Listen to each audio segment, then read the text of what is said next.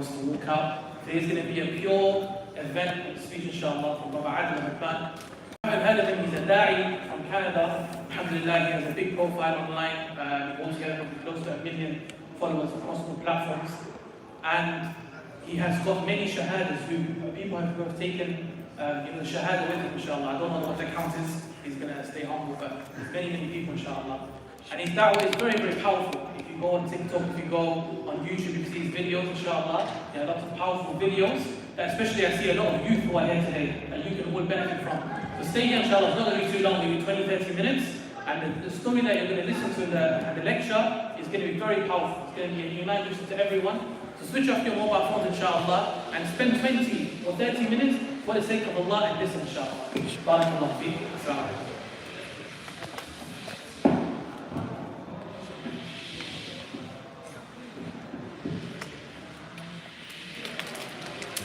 إن الحمد لله نحمده ونستعينه ونستغفره ونعوذ بالله من شرور أنفسنا ومن سيئات أعمالنا من يهدي الله فلا مضل له ومن يضلل فلا هادي له ونشهد أن لا إله إلا الله وحده لا شريك له وأشهد أن محمدا عبده ورسوله صلى الله عليه وعلى آله وسلم ثم أما بعد.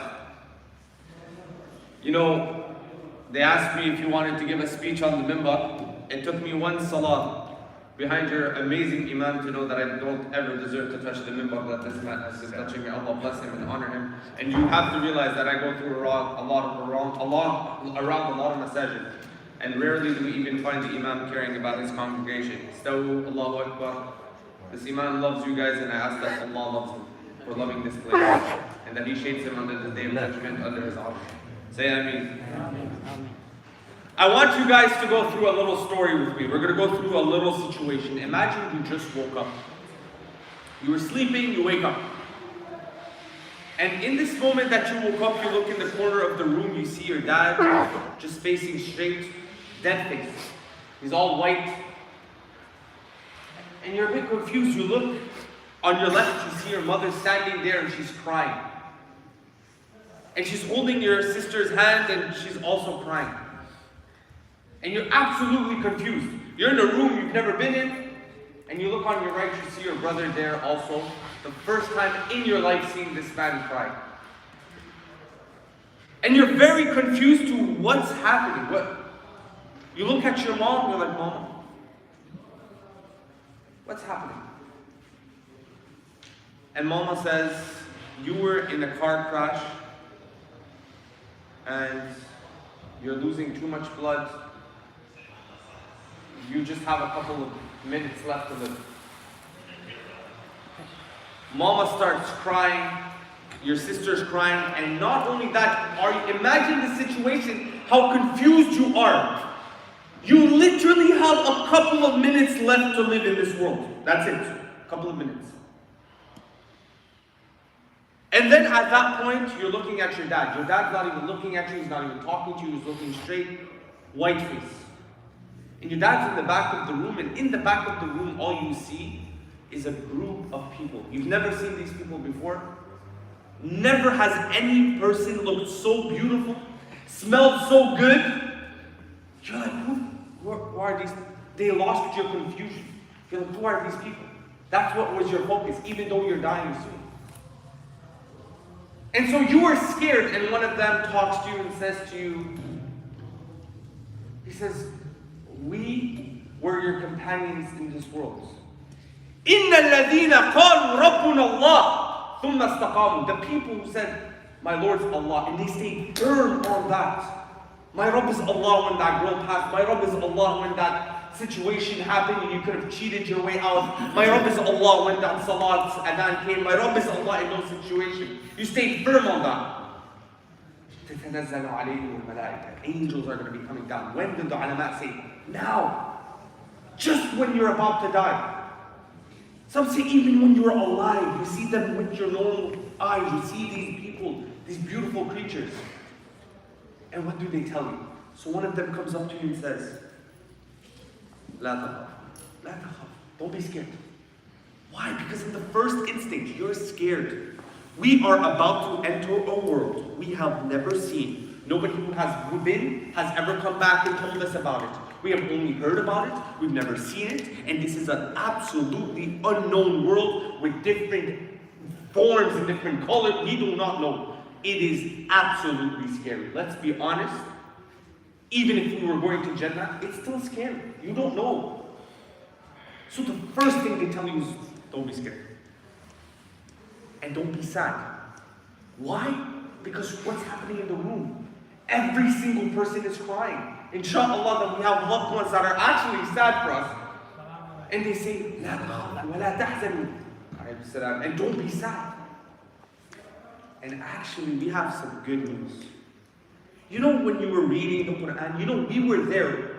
We were your awliya fil hayat dunya. We were actually your companions in this world. We were there when you were in that masjid. We were there when you were reading Quran. We were there with you consistently.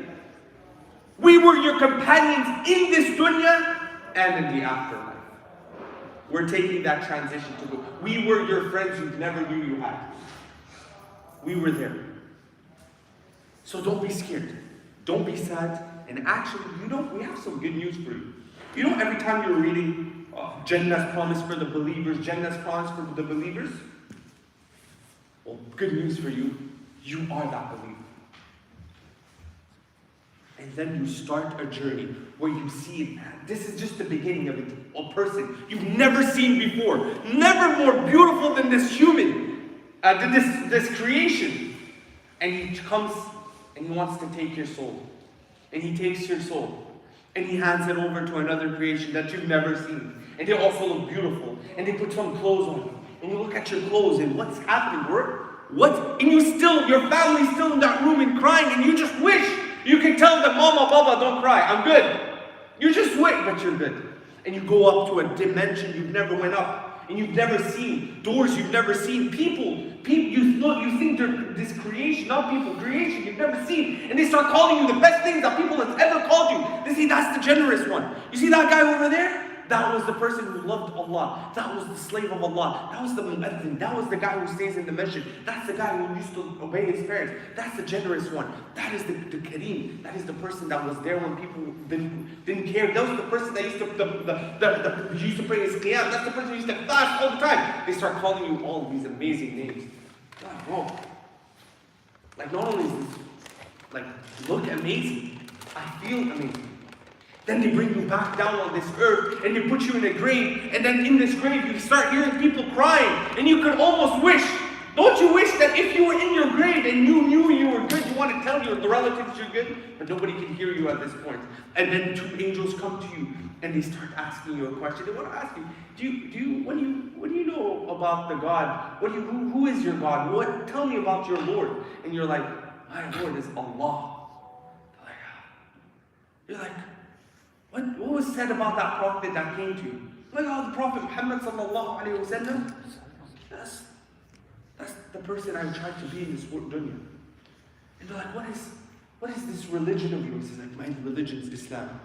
You're like, not only that, I used to say this every morning, رَضِيتُ بِاللَّهِ رَبًّا وَبِالْإِسْلَامِ دِينًا وَمُحَمَّدٍ صَلَّى اللَّهُ عَلَيْهِ وَسَلَّمَ نَبِيًّا. This is your questions. I used to do them a dhikr every morning.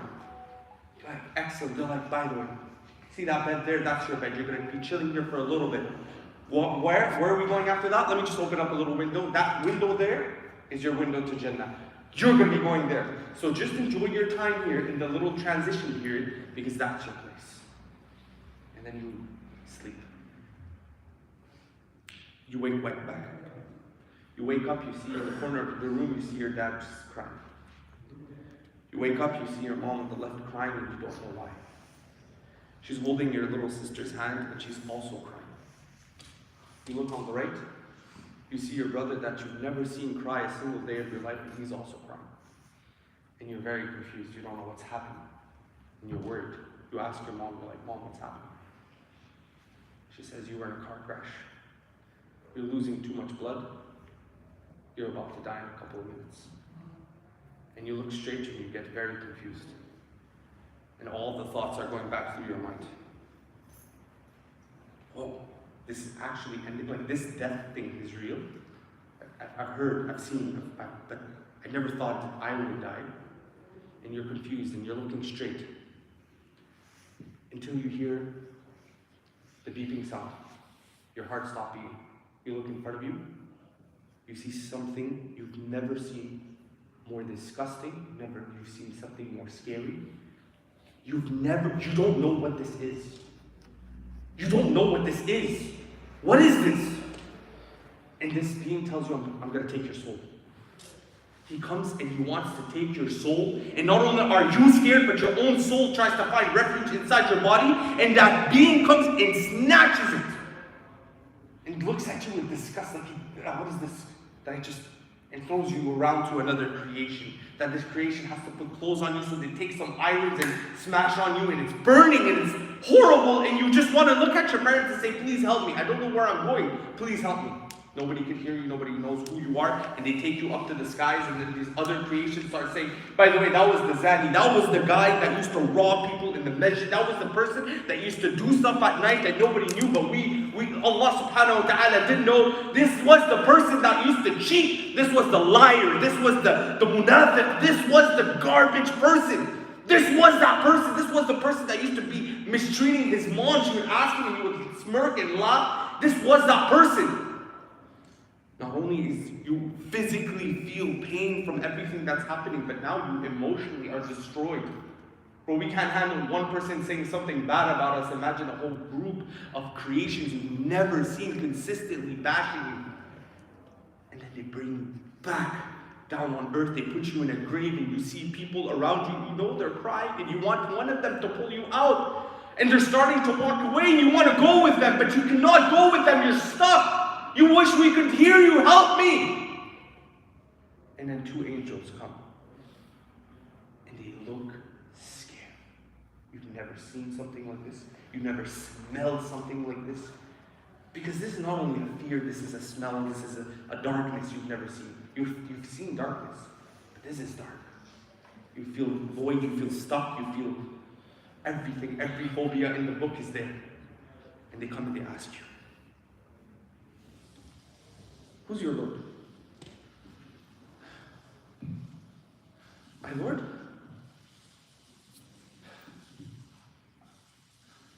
My Lord. And you don't respond and they hit you. Then they ask you, who was that man? What do you say about that man that was sent to you?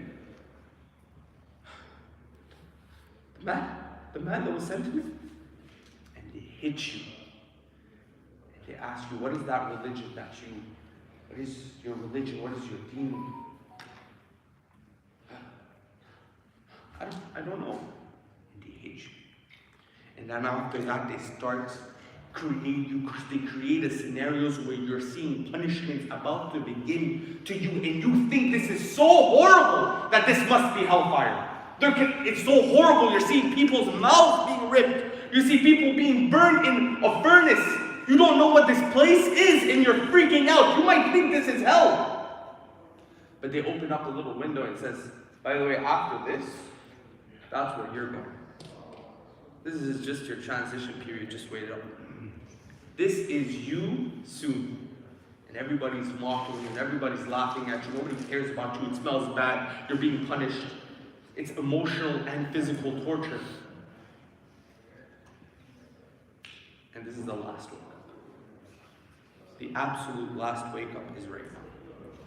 You see, at the reality of things, maybe we won't have those 2-3 minutes out of deathbed to even contemplate what's happening.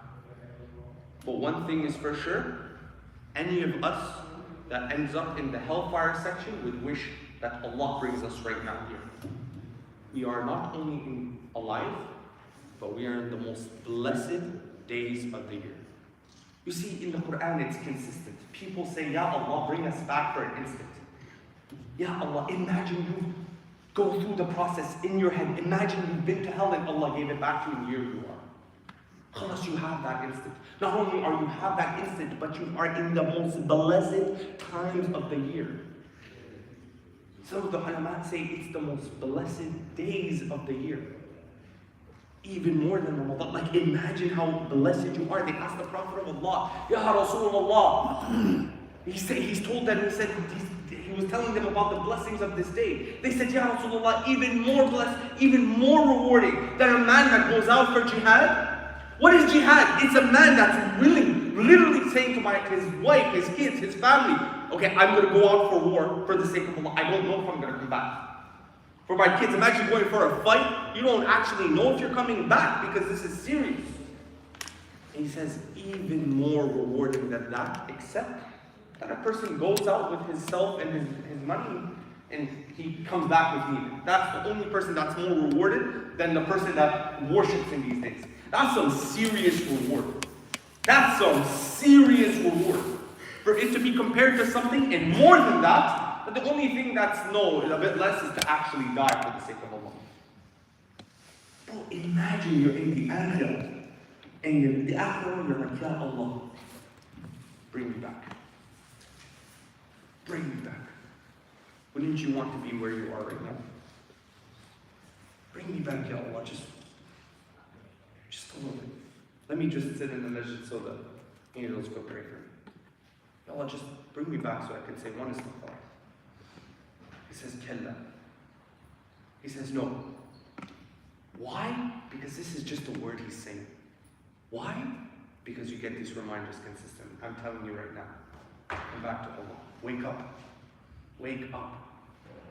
This is your last wake up. One of the other twos is going to be one of your wake ups. The only lucky people are those that wake up now. If you don't wake up now, there will be a wake up. It's either good looking, beautiful smelling, amazing Malak al-Maut, or it'll be the most ugliest Malak al-Maut version, scary, snatching your soul out. And it's your choice. Ya Rasul, everybody will enter paradise except those that refuse. Ya Rasulullah, who would refuse? Why would anybody refuse? Doesn't make sense. Aren't we actually refusing consistently? We tell you a hadith, tell you this. This is it. Wallahi, this is it. People died. Corona. Millions died. I am telling you, people are wishing for a second where you are. You are here. Wake up. Wake up. You're young, you're old, doesn't matter. 14-year-olds die. 15-year-olds die. You will die. Doesn't matter when anybody else died, but you're going to die. And one of the things that I want you guys to realize is you are in the most blessed days. Take advantage. You might not live through another Hijjah. We keep saying that, by the way. And we know a lot of people who didn't live through another Ramadan. We know other people that never did another Hijjah. We do. We know an uncle, we know an aunt, we know teenagers, we know older people. We see it. And one of the things I want to end off with is a hadith that everybody starts off with. But the reason I want to end with it, is to remind you how serious this is. That remember to fix your intention. Every action will be based on your intention. Do not do actions for the sake of people. Do not do things for the sake of other than your Lord. Because people will leave you. You will come, you'll be like, people help me, nobody's going to help you. Only Allah is eternal, and only your deeds will remain. So do everything for the sake of your Lord. Everything you will be rewarded based on how you intend. So even how the Shaykh said, stay in the masjid, well, maybe some of you are staying in the masjid just to stay in the masjid. Then somebody sitting right beside you is staying in the masjid, gaining knowledge, and waiting for salah. This man's hitting jackpots after jackpots, alhamdulillah.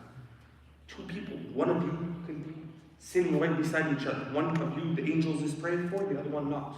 You're doing the same action. These are blessed times. You do not waste these times. And one of the easiest ways to maximize is by intention. Then the second thing that I want to advise you guys is do your dhikr. These aren't some easy things. I'm not telling you to go pray some qiyam. I'm telling you, fix your intention when you're doing stuff. Two, do some dhikr. Do your adhkar. Say your saying istighfar in the morning. Say, Allahumma anta rabbi la ilaha illa anta. Khalaqtani wa ana abduka. Wa ana ala ahdika wa wa'dika mastata'tu. أبوء لك بنعمتك وأبوء بذنبي فاغفر لي فإنه لا يغفر الذنوب إلا أنت. You don't know it? Listen to audios, repeat after it. It's so easy nowadays. To fix your intentions and do your adhkar. And I want to finish off by thanking the organization that made this possible, HA. And one of the amazing things that will actually, alhamdulillah, change your life is to go and see people that are less fortunate than you.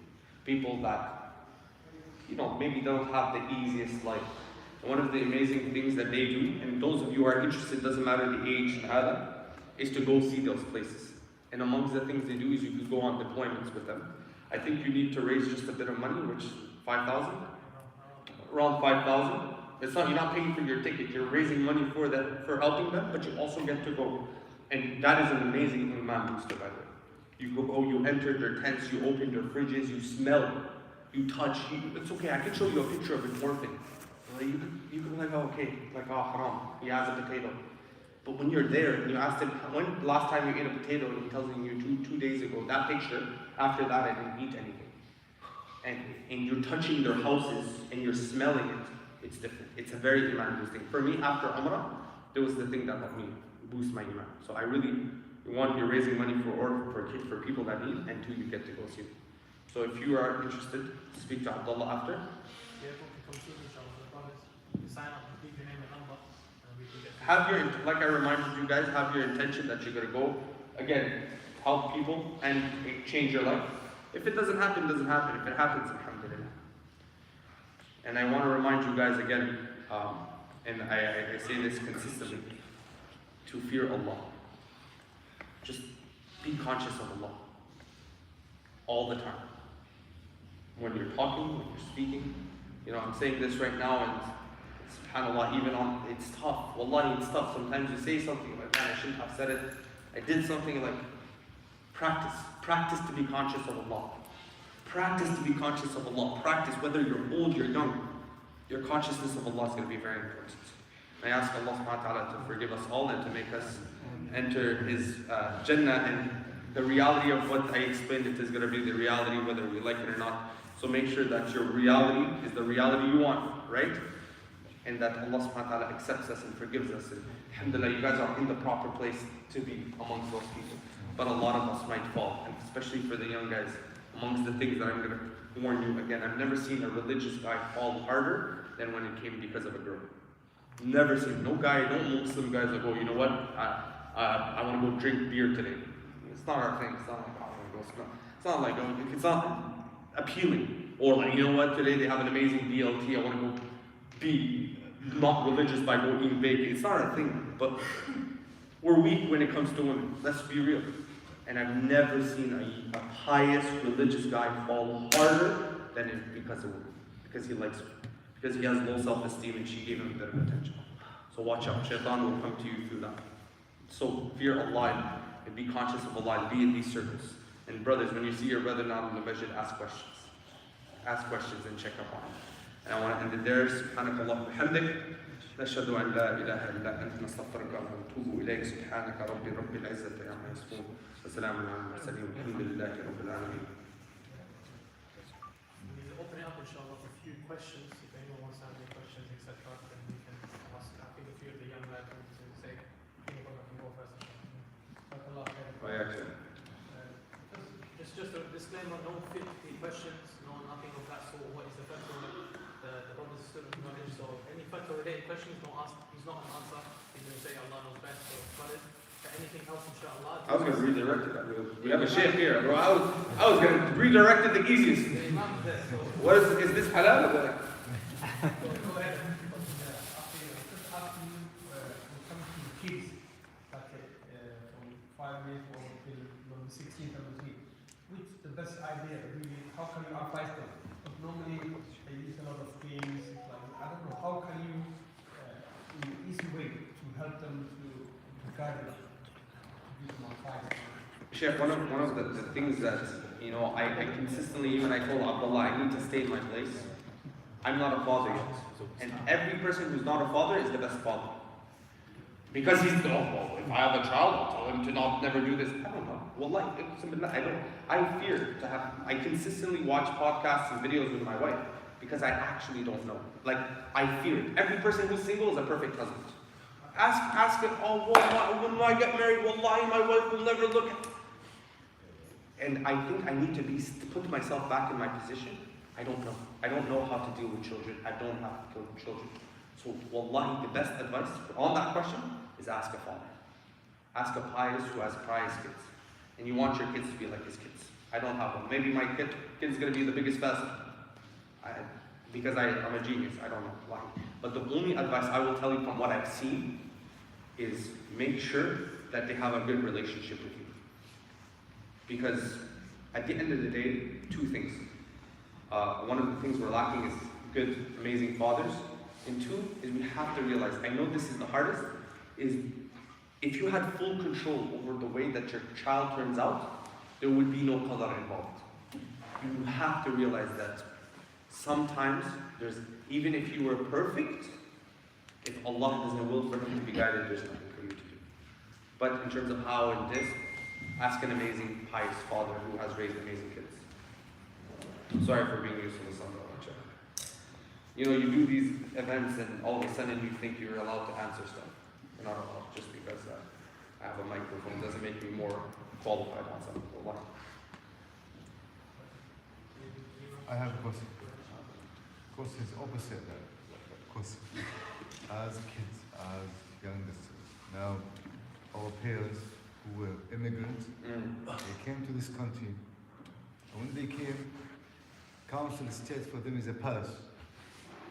They are great. Oh, government, I got benefits, I got everything. For me, I'm the king of my country because he came from nothing. Yeah, he does. And their kids, they were born here, they are raised here, and they think this is deprived area. There's nothing for me in comparison to others. And now, how can we understand our parents? Because now the parents maybe they don't understand. But now the kids here, the brothers, mashallah, the youngsters now, we need them to understand that their parents, for them they came from nothing. They value every single thing. But the kids here, they don't appreciate it. How can we fill the gap? Sheikh, I was in Lebanon, and we were working with one of the organizations, and in that organization, the people were refugees themselves. They left Syria, they came there, we're sitting on the table, and one of the guys gets a call from his wife, and his wife is like, the UN is about to call you, respond. So he leaves the table, he responds, he comes back, like he's teary-eyed, but doesn't say anything. And we're like, what's up? He says, my application for refugee to Germany just got accepted. And he wants to hold back the tears. And I see everybody at the table kind of hurt. Like they're hurt. And so I kind of like don't want to ask any questions, it's a bit awkward. And so I was sitting in the car with him after, and I could see how his whole life was going through his mind. I'm like, what? He's like, my kids, I'm gonna take them to Germany. Finally, I can have a life for them. Finally, they don't have to live in a camp. Finally, she can study. My daughter, she's 12. She could go to a school. Finally, she could do that. Finally, I could work. I look at my wife. My wife is German. My wife is German, and I tell her, SubhanAllah, he's going to your country to have the most basic life. He's gonna work at that Tim Hortons, at your Costa, he's gonna work he's gonna go clean the airports, he's gonna do that. And he'll do it happily, because he's seen what happened, and he sees where you are. And for him, just something like you have tap in your water, in your sink at home. For him, that you have conditioning when it's cold, heating when it's cold, conditioning when it's hot. For him, those basic things is crazy. It's happiness. And subhanAllah, I'm not going to lie to you guys, I've never lived that. I was born and raised in Canada. So I've never lived that. And that is actually why I think this is so pertinent to go to these things. You want to see the value of what your parents have done, go to where they have begun. If you are able to go to those countries and see, even a lot of you, I know you've been back home and you see your uncles and aunts. You see how we didn't pay rent for 3 months, and you're like, wow, I killed it. Bro, I called my dad the other day and I said, just your because alhamdulillah I travel a lot, charities. I'm like, just because of your passport, I'm able to do stuff. So my dad has not done, if he just got me into that country, was the biggest blessing ever. I see the struggle of a Lebanese passport not being able to go anywhere. I see the struggle of a Syrian passport. You want to get it for 2 years, it costs you $1,000. You can't go anywhere. It's the most expensive passport in the world, brings you nowhere. You're just did you renew your picture? Oh, I have to take a picture. It's very just the paper. I'm not talking about anything else than the actual papers. These struggles that your parents went through that you never ever have to go through. Alhamdulillah, it's a blessing. It's a blessing. Allah gave it to you. But Allah will question you on the day of judgment of how you treated them. So, one of the best advice is maybe go back to where it all began. Yes, Sheikh. In terms of death, is it instantaneous or are you stuck in a kind of limbo, purgatory for a while before you pass? Or Well, alhamdulillah, we have a Sheikh here, so we'll ask him inshallah. like, is death instantaneous, like straight away, or are you stuck in like a limbo, like I don't know how to say it, but like a purgatory, you understand what I mean? So- you go. Will you just tell us you're alive and dead? Or will it intertwine that life and death type thing? break it up for me in Arabic. يعني هل هو الموت خلص فقط مرة واحدة؟ أو يمكن إنه تكون عايش بس ميت في نفس الوقت؟ Are you conscious when this is happening, when one of the motor is approaching you and stuff, or are you? Yeah. Before you pass. Yeah. Are you? يعني هل الملائكة اللي نشوفهم احنا عايشين أو ميتين بس نشوفهم؟ This, يعني Allah subhanahu wa ta'ala, because when you are in سكرات الموت, when you are about to die, and Allah subhanahu wa ta'ala will give you the ability to what? To see the angels. And this just you are about to die. When the gharghara, when the soul reaches you, you are about to die. And like Fir'aun, when he saw the angels, they said, Amantu billah. He declared that Iman, but it's too late now, because now you see the results. When you see the results, there's no point for what? For the exam. خلاص, the exam is, the time is up now. So this is what Allah says, before you, Zakarat al-Maut, when you are about to die, that ability you can see the angels, this is mubashirat, to comfort you before what? You die. So yes, you are kind of alive, but you're dead. Like you're dying right now, but you will be. So that's why even the soul, when it comes out, your physical body looks at it coming up. Hence the reason why the eyes will sometimes go up. They will look at your own soul. But it's just a couple of we don't know time because this is an afterlife. It could be 20 hours, but we just don't know. But in the dunya world, you're dying right now.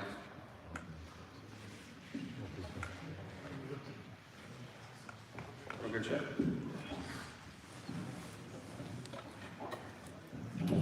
Jazakumullah khair for everyone, inshallah. For those brothers who are interested, inshallah, to go on the trip, there's many different options that we have: Turkey, Lebanon, Kenya. If you're ever interested, inshallah, even if you think you're unable to raise the money, we'll help you, inshallah. So do come, inshallah. Just leave your name and number with me, and I will contact you. And wallahi, I've been there, Adel's been there, and maybe even we can organize something where we can go together with the masjid, where you go with the imams, with Adel, etc., and go and see the things on the ground. Because wallahi, it puts a lot of things into perspective. When you actually go and see the smallest of things, running water that we have more facilities over here, working toilets, the situations that we saw over there, they were communal toilets. The camps, the sisters, I just want to go through it quickly, where there's a story, I don't know if you remember in Ramadan, where Rahim was saying, he explained this, where a lot of the sisters, they wear hijab. And they have to wear hijab for the majority of the day. They don't have time to even take it off. Why? Because a lot of the tents are communal areas. Brothers coming in and out. So would you want that for your own sister? Would you want that for your own mother? No. But this is the plight and situation of our brothers and sisters in these camps. So I urge all of you, inshallah, make that effort, even if it's not with the charity. Maybe it's in your own homes, your own back home. A lot of us forget. We come over here as immigrants and we actually forget our homes. There are family, there are people who are struggling back home. Just go. Even in terms of death, a lot of you just go to the graveyards.